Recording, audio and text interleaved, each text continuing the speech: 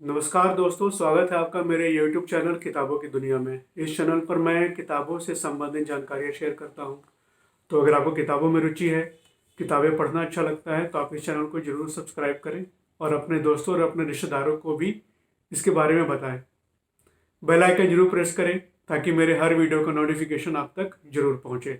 इस वीडियो में मैं जिस किताब के बारे में आपको बताने वाला हूँ उसे लिखा है श्री हरिशंकर परसाई जी ने। और परसाई जी का जब नाम आता है तो व्यंग लेखन में उनका नाम शीर्ष पर पाया जाता है। ये और इसका नाम है आवारा भीड़ के खतरे। इस संग्रह की विशेष बात यह है कि ये वैसे लेखों का संग्रह है जो परसाई जी ने अपने समय में जो घटनाएं हो रही थी उनके जिस समय वो लिखते थे, जो घटनाएं होती थी, विश्व की घटनाएं, देश में जो घटनाएं होती थी, उनके बारे में थोड़ा थोड़ा लिखा था। लेकिन वो उस समय की किसी पत्रिका में या फिर आप कह सकते हैं किसी और संग्रह में इनका प्रकाशन नहीं हुआ था।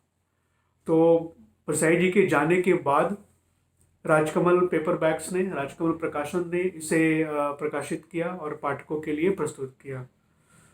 तो और इन इन लेखों का जो विषय है और जो विषय वस्तु है और जो रचना काल है, उसका जो दायरा है वो काफ़ी लंबा चौड़ा है। भारत की उस समय की राजनीतिक और सामाजिक परिस्थितियों और नैतिक परिस्थितियों के साथ साथ उन्होंने विश्व की कई कुछ घटनाओं के ऊपर भी जो अपनी की प्रतिक्रिया थी उसको उन्होंने जाहिर किया है। जैसे कि अफ्रीका में जब दक्षिण अफ्रीका में जब रंग भेद खत्म हुआ तो उसके ऊपर इन्होंने टिप्पणी की थी कि किस तरह से जो अंग्रेज थे वो पूरी दुनिया में जाते थे और एक जो वाइट मैन्स बर्डन, वो कि वो खुद सभ्य हैं और दूसरे बाकी जो लोग हैं वो असभ्य हैं, तो वो उनकी जिम्मेवारी बनती है कि कैसे उन्हें सभ्य बनाएं। तो इसका बहाना लेकर वो किस तरह से उन्होंने पूरी दुनिया पर जहाँ जहाँ भी उन्होंने कॉलोनी बनाई थी, तो इस चीज़ को उन्होंने एक व्यंग के रूप में लिखा है।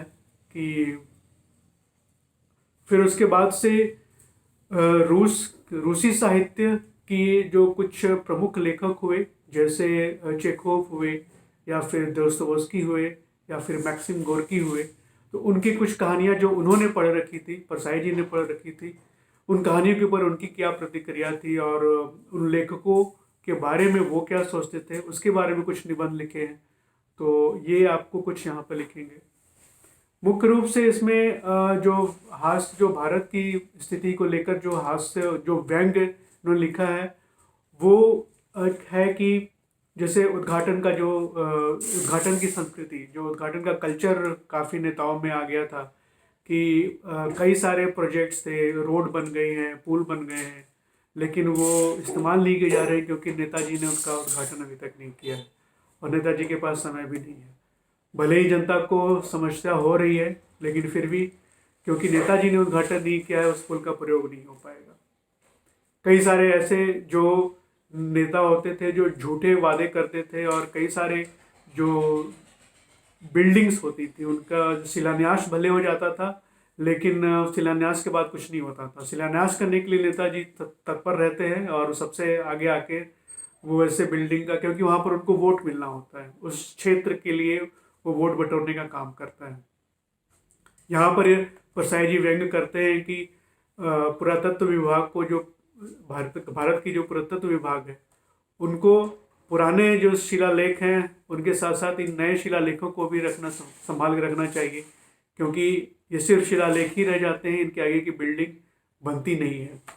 तो ये एक व्यंग किया उन्होंने, एक कि उद्घाटन तो हो जाता है लेकिन उसके आगे का काम नहीं होता है। तो इसी तरह के व्यंग जो हैं आपको मिलेंगे इसमें, और इसमें काफ़ी सारी कहानियां हैं। उन्होंने फिर उसका से उनसे एक सवाल भी किसी ने पूछा कि जैसे रूस के जो साहित्यकार हुए दोस्तोवस्की या फिर भारत में ही जो मुक्ति बोध थे, तो इन दोनों के जीवन में बहुत सारी त्रासदी थी, बहुत सारी इन्होंने दुखों को झेला, लेकिन और जो कि इनके साहित्य में भी झलकता है। लेकिन आपका भी जीवन वैसा ही रहा है, बहुत सारे कष्ट और कठिनाइयों से जुड़ा है, लेकिन आपके साहित्य में वो त्रासदी नहीं दिखती है, आपके साहित्य में व्यंग दिखता है। तो इसका भी जवाब उन्होंने दिया है, थोड़ा घुमाकर दिया है, सीधा जवाब तो दिया नहीं।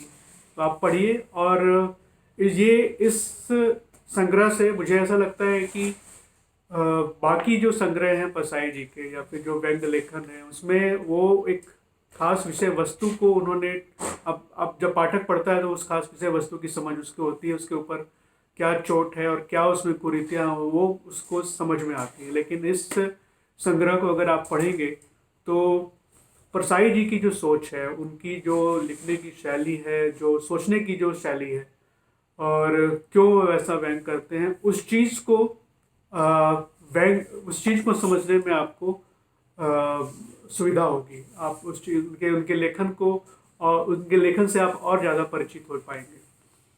तो ये है इस किताब में आवारा भीड़ के खतरे। तो आप ज़रूर पढ़िए और ये बताइए कि ये समीक्षा, ये वीडियो आपको कैसे लगी।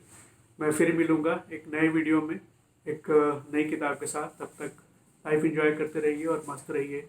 Bye bye.